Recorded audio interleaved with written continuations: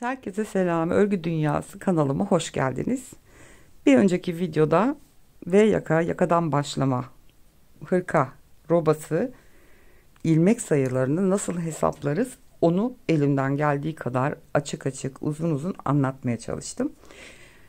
Şimdi o videonun hesap kısmı bitti. Şimdi nasıl örgümüzü başlayacağız. Yumağımızı alıyoruz. Ben 4 milim şiş kullanacağım. İlmeklerimizi atmaya başlıyoruz. Ne yapmıştık? Ne demiştik? 82 ilmek toplamda, robaları çıkartmıştık. 76 ilmeği paylaştırdık ve bu şablona göre robamızı örmeye başlayacağız inşallah. Şimdi 82 ilmek şişimize ilmek atarak başlıyoruz. İpliğimi aldım ve ilmeklerimizi atmaya başlıyoruz. Ben şimdi ilmeklerimi şişime atayım ve tekrar geleyim, birlikte örmeye başlayalım. Arkadaşlar çok özür diliyorum, hesap sırasında bir yanlış yapmışım. 82 değil 84 ilmeğe tekabül ediyor. Bu şekilde dağıtırsam yanlış yapmışım. 82'den 8 çıkarsa 76 değil, tabii ki 74 kalıyor. Kusura bakmayın, kafam biraz dalgın. Elimdeki bu görüntü için de kusura bakmayın. Anjiyo oldum çünkü. O yüzden biraz kafam meşgul. 82'ye indirmek için ilmeği. Şimdi kollara 16 vermiştim. Birer ilmek azaltıp bunu 15 ilmeğe düşürüyoruz. Hiç değişen bir şey olmayacak. Bir ilmek hiçbir şey fark etmez. 15 olarak bunu düzeltiyorum. Bu şekilde dağılımı yapmış olacağız. İlmeklerimi atıp geliyorum. Evet arkadaşlar, ilmeklerimizi attık, 82 tane. Şimdi örgünün arka yüzünde kalmış oluyoruz. Bir düz yüzünden bir arka yüzünden öreceğiz. Bütün bir kazak olmadığı için, hırka olduğu, önü açık olduğu için bir düz ön yüzünden bir arka yüzünden öreceğiz. Şimdi ilmekleri ben attığımda ön yüz arkada kalmış oldu. Tersi bende. O yüzden şimdi bir sıra hiçbir şey yapmadan bu ilk sıramı ters örgü olarak örüp diğer başa kadar gideceğim ki arttırmaları, çünkü ön yüzde yapacağız. Ön yüze ulaşabilmek için bir sıra tersinden ters örgü olarak örgümü örüyorum. Sizin de bu şekilde ilmek atmaya göre değişir bu.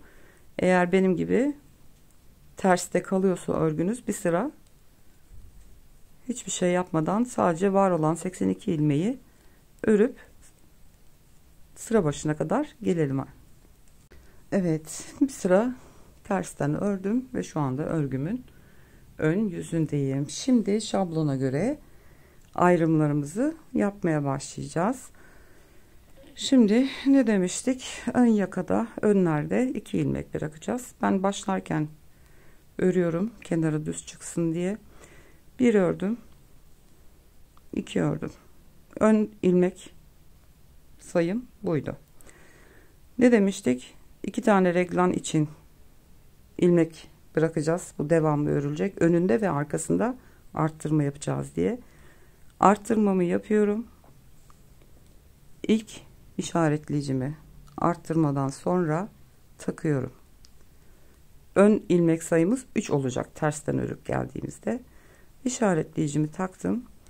2 tane reglan hattının ilmeğini ördüm. İkinci işaretleyicimi aldım. Onu da taktım. Reglandan sonraki arttırmamı yapıyorum. Hatta ekranı birazcık daha yaklaştırayım. Şöyle göstereyim. 2 ilmekte reglandan önceki arttırmamı yaptım. İşaretleyicimi koydum. 2 reglan hattı için ilmeğimi ördüm. İşaretleyicimi koydum. Reglandan sonraki arttırmamı da yaptım. Ve şimdi kol için belirlediğimiz 15 tane ilmeği öreceğiz.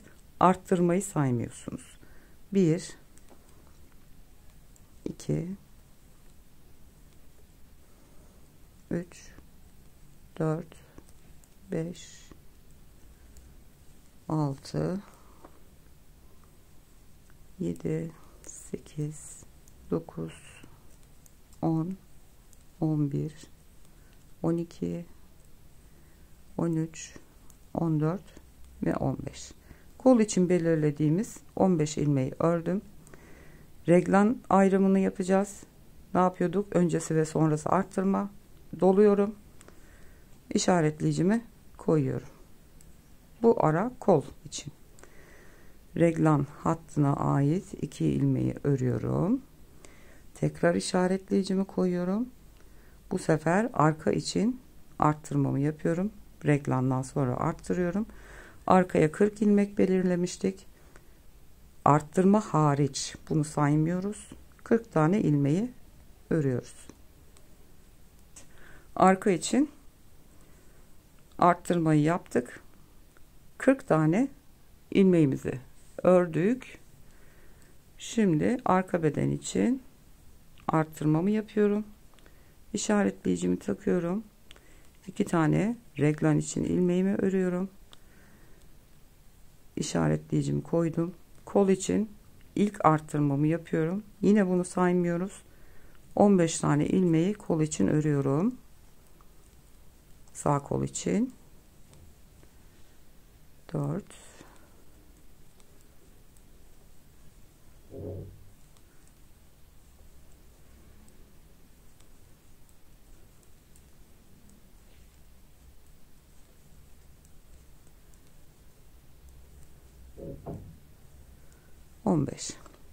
15 ilmeğimi ördüm.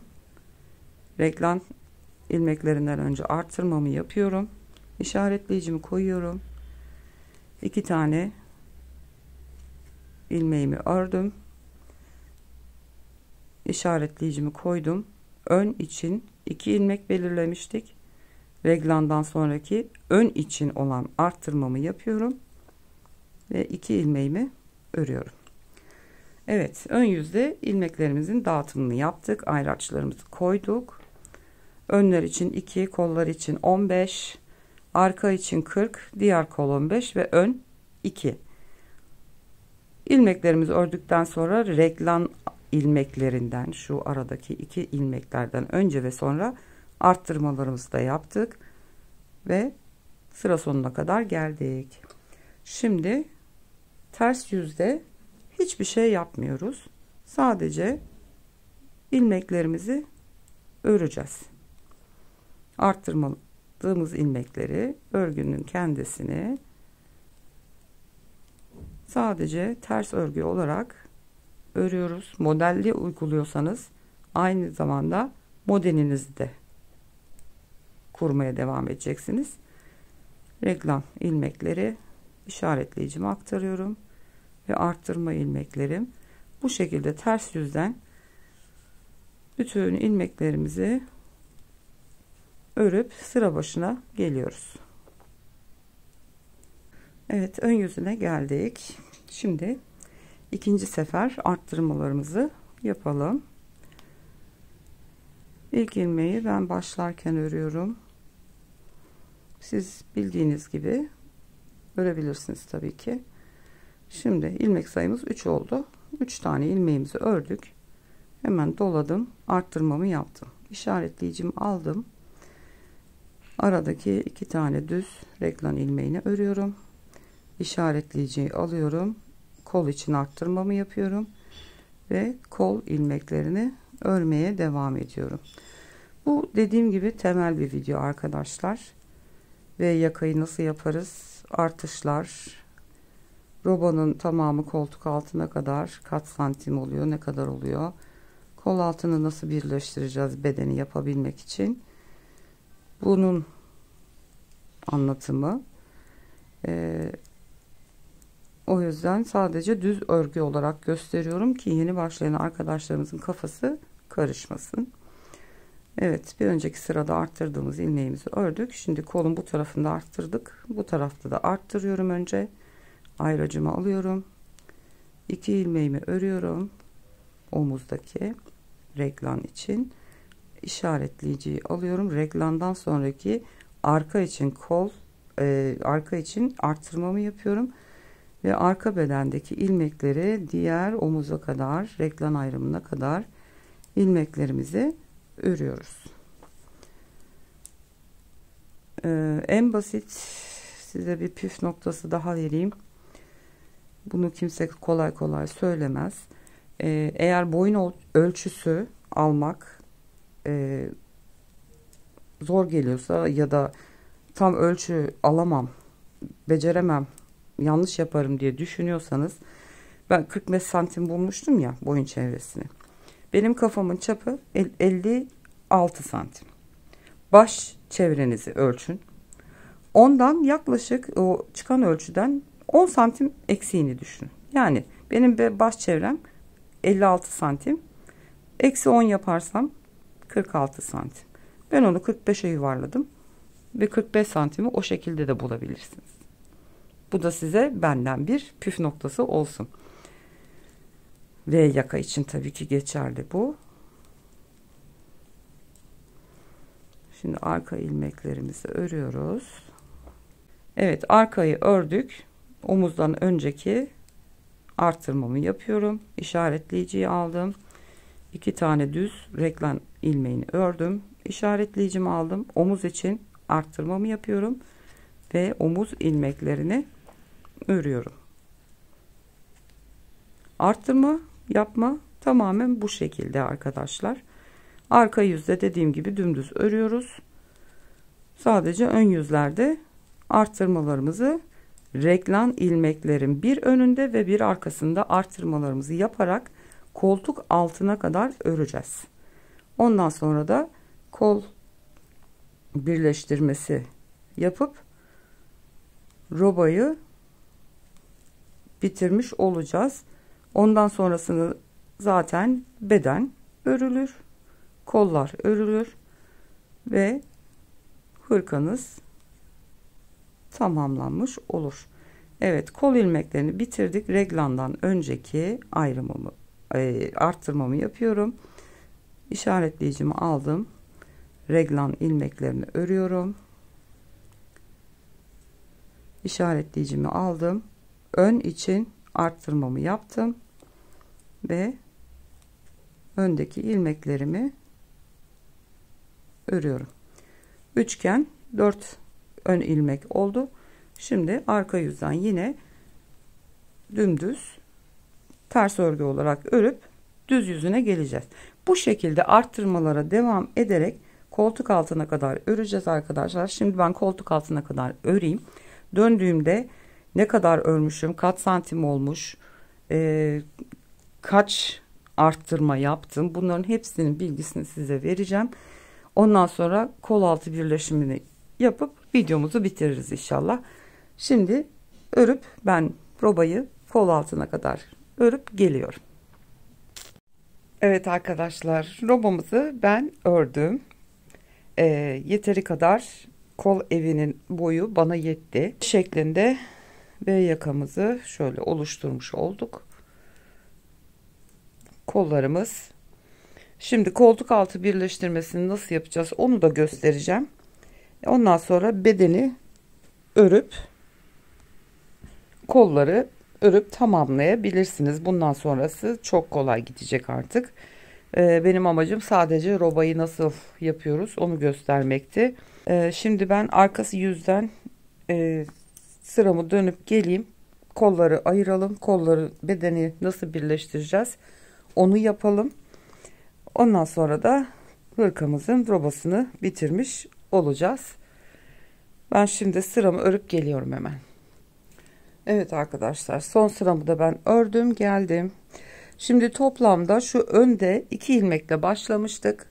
Arttırdık robada sürekli 37 kere artış yaptım. Ben 37 artışla şu anda toplamda önde reklamdan sonra ön parçamızda 39 ilmeğim var. 27 santim oldu kol evine kadar olan genişliğim. Bu benim için yeterli. Eğer size az geliyorsa bir 2 sefer daha arttırıp şöyle bir 2 santim daha uzatabilirsiniz koltuk altına kadar. Benim için yeterli. Üstümüze üstüme ölçtüm. Kol evi benim için bu uzunluk yeterli geldi. Siz üzerinize deneyerek ördükçe o şekilde tam ölçünüzü bulabilirsiniz. Şimdi şu öndeki V parçanın arttırmasını nereye kadar yapacağız? Kaç ilmek olacağız? Onu da söyleyeyim.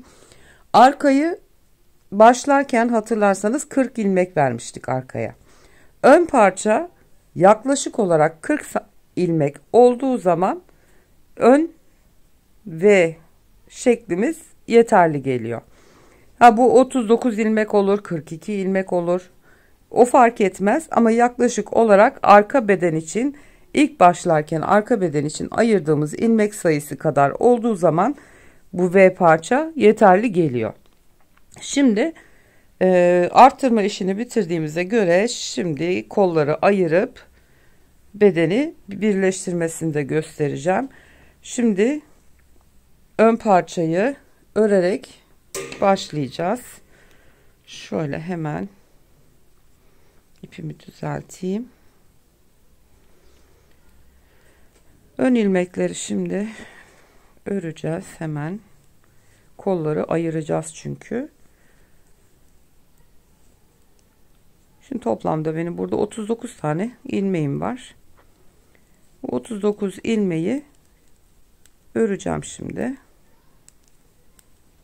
Evet, 39 ilmeğimi ördüm ön parçanın. Şimdi roba ayrımına geldik. Bu robadaki ilmekleri dilerseniz birini öne, birini arka bedene kola verebilirsiniz. Ben ikisini öne vermeyi düşünüyorum. Çünkü kol yeterince geniş görünüyor. O yüzden bu robada reklam ayrımı için kullandığımız 2 ilmeği ön bedene ilave ediyorum. Şimdi bunu burada bırakıyorum. Bir tane iğneye iplik geçirdim. Ve bu koldaki ilmekleri ipe geçireceğim.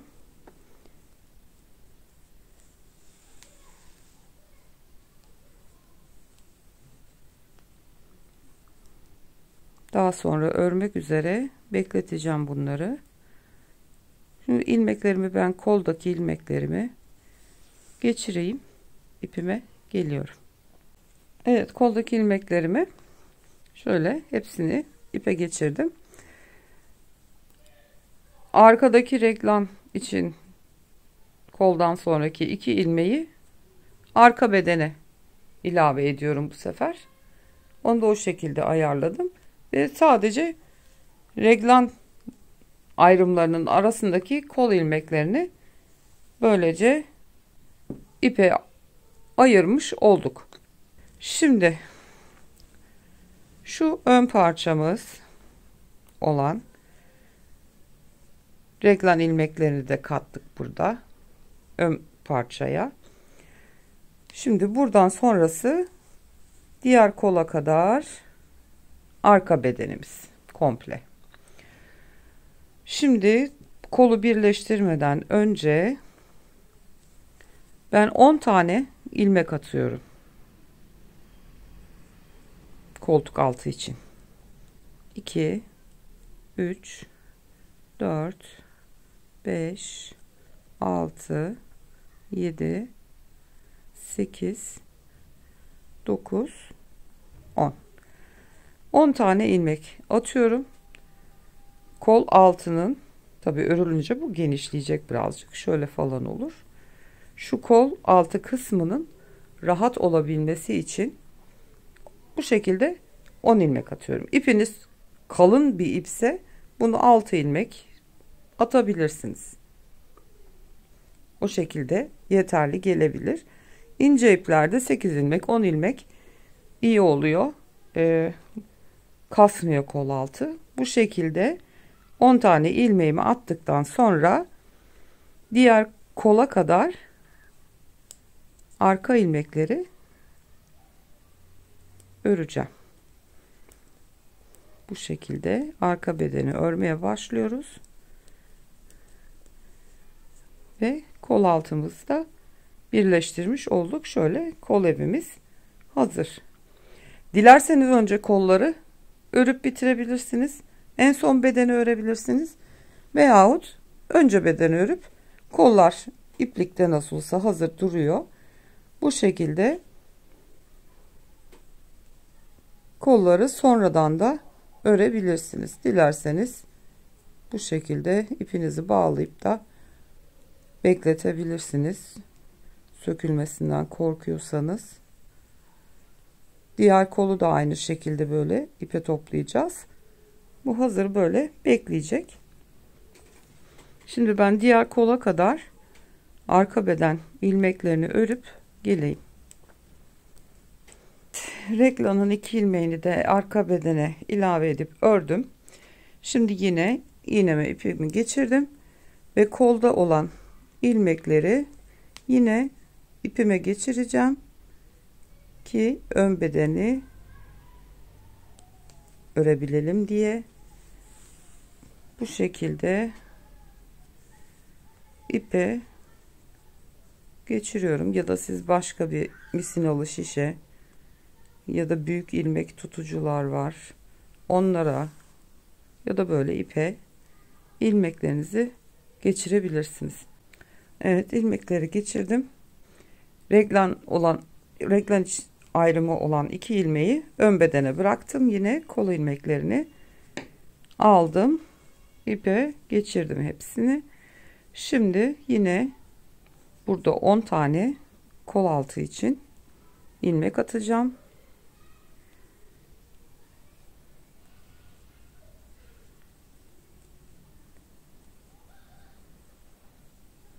Evet, 10 tane ilmeğimizi atıyoruz ve ön parçayı ilave ederek örmeye devam ediyoruz. Böylece 2 ön ve arka birleşmiş oldu. Kolları ayırdık. Evet. Sıra başına kadar ben örüp geliyorum hemen. Evet arkadaşlar, teknik olarak robanın örülüş şekli böyle. Kolları ayırdık. Şimdi sadece gövdeyi yine bir düz yüzünden bir arka yüzünden örerek istediğiniz boyuta gelene kadar bedeni örmek. Ondan sonra koltuk altında attığımız 10 tane ilmeği tam koltuk altının orta kısmından şişe ilmek toplayarak, isterseniz dairesel olarak komple yuvarlak olarak kolu örebilirsiniz veyahut koltuk altı kısmını açık bırakırsınız. Beden gibi bir ön yüzden bir arka yüzden örüp sonra koltuk altında dikiş yapabilirsiniz.